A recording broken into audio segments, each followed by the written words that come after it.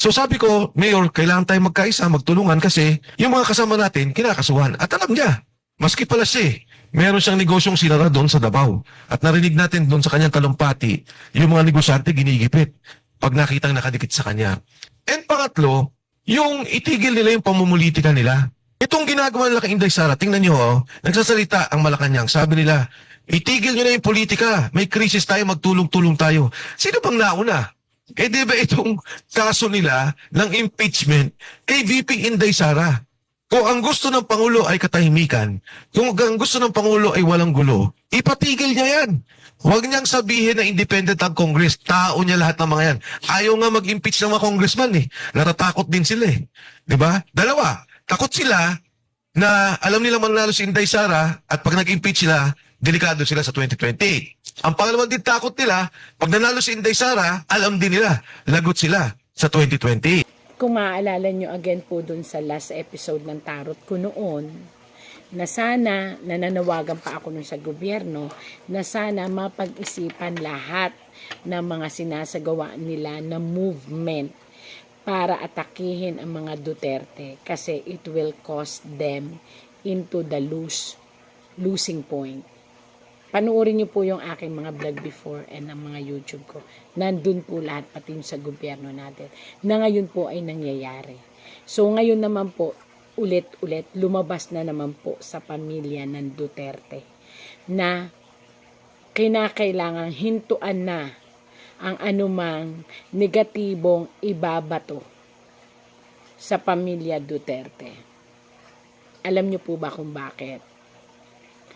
Kasi po, again and again, taong bayan ang makakalaban. So, pag-isipang mabuti po.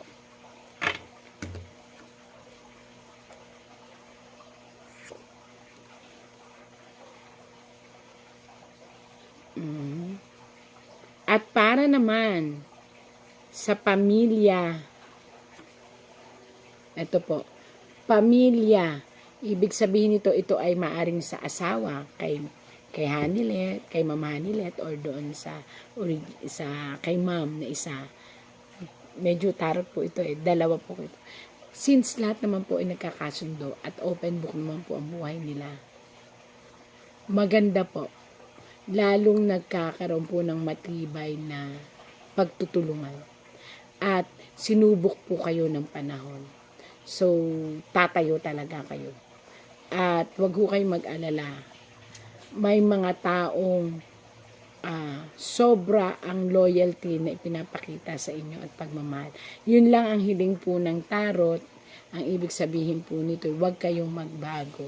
Yun po ang sabi. Kaya maging mahinahon, kaya po mayroong infinity, maging mahinahon, maging impluensya kayo ng kabutihan, at magpakatatag. At lalong ipakita sa buong mundo na hindi nagkamali ang buong mundo ng pagmamahal sa pamilyang Duterte. Nag-isa lang po ako dito nagtatarot. Medyo nagtatakot gabi na. Ayan. Naku. Ito po ay pusong sugatan. Hindi natin masisisi ang pamilya Duterte na nasaktan sa lahat ng ginawa ng sino man. Wala po akong sinasabi kung sino man yung kasi hindi ko rin naman nagbabasa lang ako ng tarot. Pero maniwala po kahit sa hindi,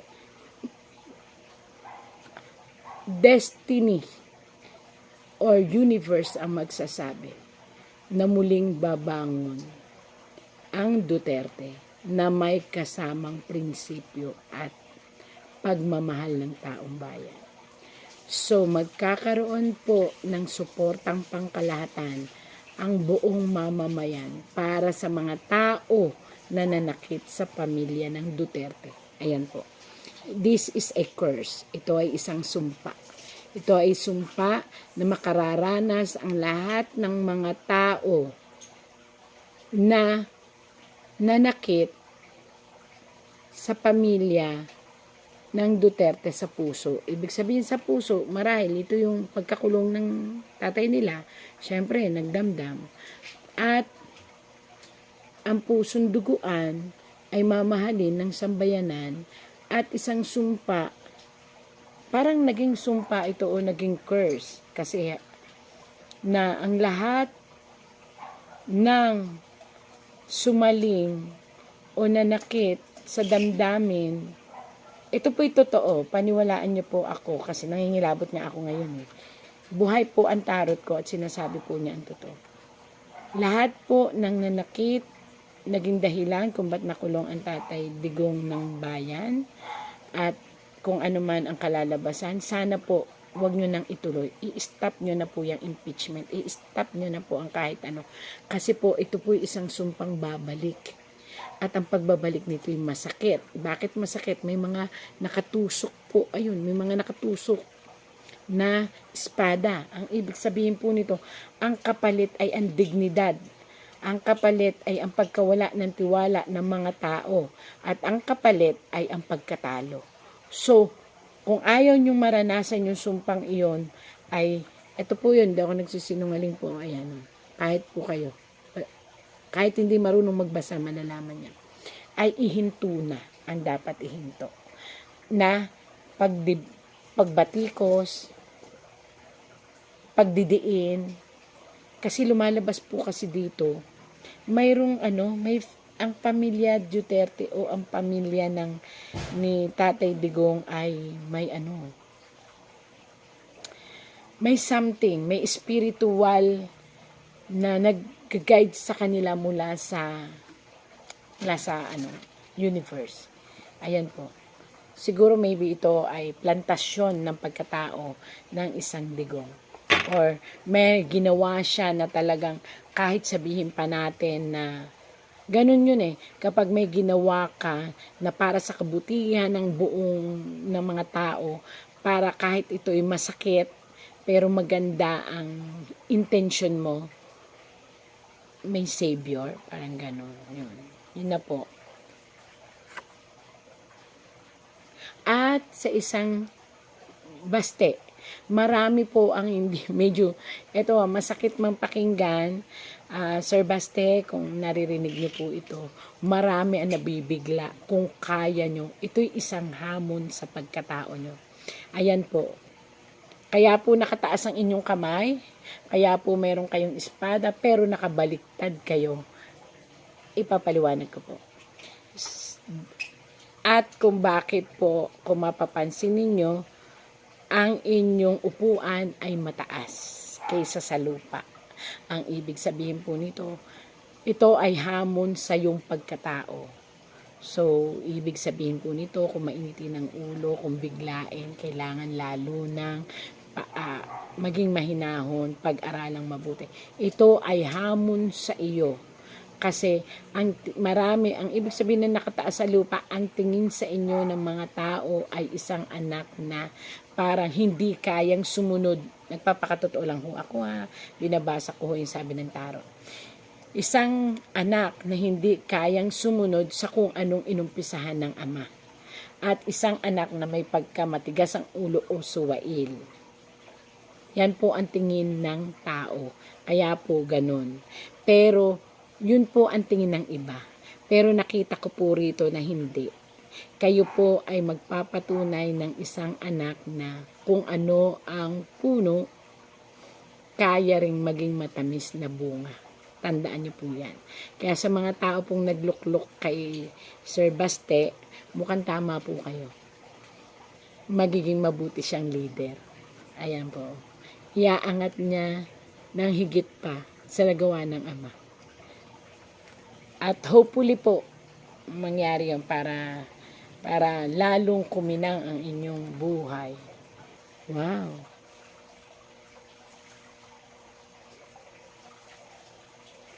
Winning point po, darating po na makukuha ng buong Duterte ang hustisya. Nagawa rin ito ng sanlibutan. Ibig sabihin po, ang mga tao po ay lalong magmamahal sa inyo. Tapos, makukuha yung dapat makuha. Kaya, medyo ang gusto niyo lang naman po is mabalik ang reputasyon at pangalan at hustisya at maibangon ulit ang inumpisahan ng inyong ama. Kaya magagawa po. Yan po. Yan. Pero ang akala nila, tumigil na tayo. Hindi pa tayo tumigil. Anong gusto nila? Lalabasin lahat ng ginawa nila. Tingnan mo nito ni Bangag. Siya nagbukas ng usapin ng flood control na may mga ghost project. Kaya ako tumahimik talaga. Kasi hinayaan ko na mag-self-destruct yung na yan. Kasi alam ko sasabog sa mukha niya yan. Because unang-una sa lahat, pag ikaw eksekutibo, you cannot point at someone else for the mistakes of your administration. Responsibilidad mo yan, ibig sabihin, either hindi ka nag-iisip o kulang ka sa pag-iisip o hindi mo talaga gusto yung trabaho mo. O kita mo ngayon, nag-backfire sa kanya, and they attempted to, lagi nilang ililiko doon. Pinakita naman namin lahat. Sa Davao, walang ghost project, may resibo kami lahat doon.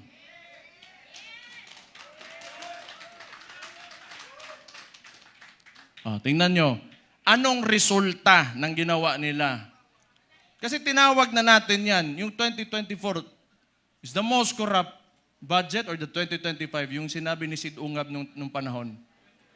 Hindi, lahat yan kasi siya yung nakaupo eh. The most corrupt.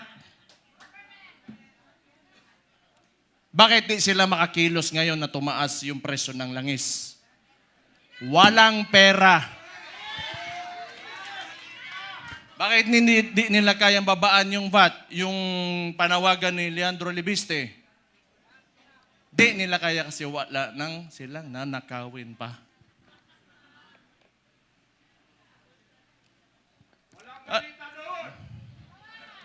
Alam nyo, hindi naman talaga perfecto kahit saan ka pumunta sa buong mundo. May mga lobbyists, the congressmen and the senators, dadaan talaga yung pera dyan because that's the power of the purse. Lobbying and all of that. Pero this kind, the estimated loss to corruption, umaabot na sa trillion. It doesn't make sense anymore. Saan mo pa gagastusin yung pera na yan kung nasa bulsa mo yan? For what? Magkano ba gusto mong, yung kanin mo, gusto mo tag 200 pesos per kilo? Gusto mo yung pinakamasarap na pagkain, pinakamasarap na steak? Ano ba gusto mo sa buhay mo? Anyang mga yan, mayayaman na yan. Hindi pa sila nakukontento.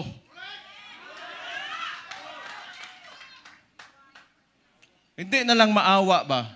Kita nyo yung mga matatanda na nagmamalingke sa umaga, magdadala ng bayong, tapos pahihirapan mo pa, ngayon tumataas presyo ng lahat. Hindi sa nakatingin sa pangkaraniwang Pilipino, ano ang buhay ng Pilipino.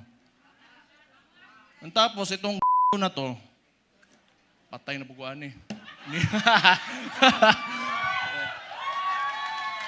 Gusto ko man yan, pag initan nila ako, para ano naman, nagpahinga lang ako. Balik na naman tayo, patay na naman sila sa atin.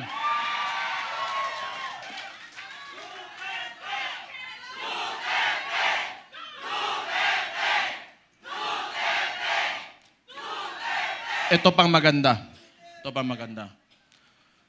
Tayo, mga parallel groups, ilan? Pila to ka buok? 600 parallel groups. Anong sinabi ng Vice Presidente? Siya ay tatakbong presidente, kumilos na tayong lahat.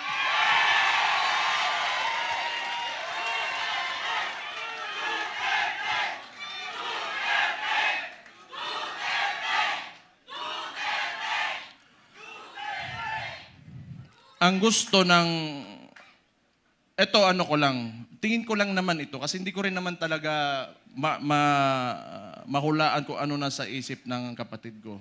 Tayo, tama yung sinabi ni Rob Rances kanina, may galit tayo. Galit na, lahat tayo galit dito. Kaya nga tayo nagtipon-tipon kasi gusto natin na may pagbabago na nangyari. Kasi yung pagbabago na yon, kinuha ni Bongbong Marcos. Nandun na sana tayo. Balik lang tayo kung ano yung plataforma. Ito ha. Noong 2016, si former President, si Roddy Duterte, yung tatay ko, sa survey, 7%, 15, 18. Ano plataforma niya? Dalawa lang. Very simple. But it reflected the sentiments of the people. Yung masa. Drugs and corruption. Anong binalik ni BBM ngayon? Drugs and corruption.